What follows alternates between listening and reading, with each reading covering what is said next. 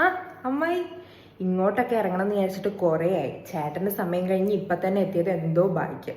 കുറേ കാലം വിചാരിച്ചിട്ട് ഇപ്പോഴാണ് എത്തിയത്. എന്ത് പറയാനാ. ആ ഇയാളിവിടെ ഉണ്ടായിരുന്നോ? ഇളയാളുടെ ആളല്ലേ? എന്തായിരുന്നു പേര്? എന്തോ ഒരു വായിക്കൊള്ളാത്ത പേരായിരുന്നല്ലോ.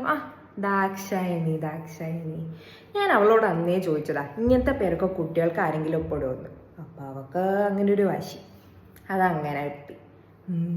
ഇവളുടെ പ്രായത്തിൽ ഇവളുടെ അമ്മയ്ക്ക് നല്ല കളറായിരുന്നു അല്ലേ അമ്മായി? ഓർക്കുന്നുണ്ടോ? നല്ല തക്കാളി പോലെ നല്ല ചുവന്നല്ലിരുന്നിരുന്നത് കുട്ടി. നല്ല ഉയരം ഉണ്ടായിരുന്നു. എനിക്ക് നല്ല ഓർമ്മയുണ്ട്. അവൾ അത്ര ഭംഗിയായിരുന്നു കാണാനായിട്ട്. പിന്നെ അമ്മയുടെ എല്ലാം മക്കൾക്ക് കിട്ടത്തില്ലല്ലോ. മോളുടെ വീഡിയോസൊക്കെ ഇടയ്ക്ക് അഞ്ജലി കാണിച്ചു തരാറുണ്ട് ഇൻസ്റ്റഗ്രാമിൽ, ഫുഡൊക്കെ കഴിക്കാൻ പോകത്ത്.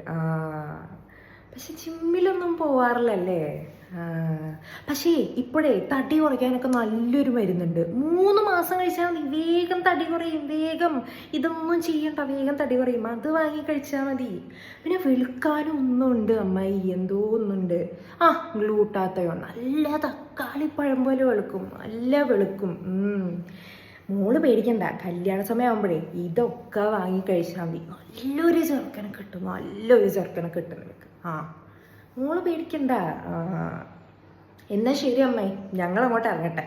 ഇനി 3-4 വീട്ടിൽ കയറാനുണ്ട്. ശരി മോളെ, എന്നാ പോട്ടെ.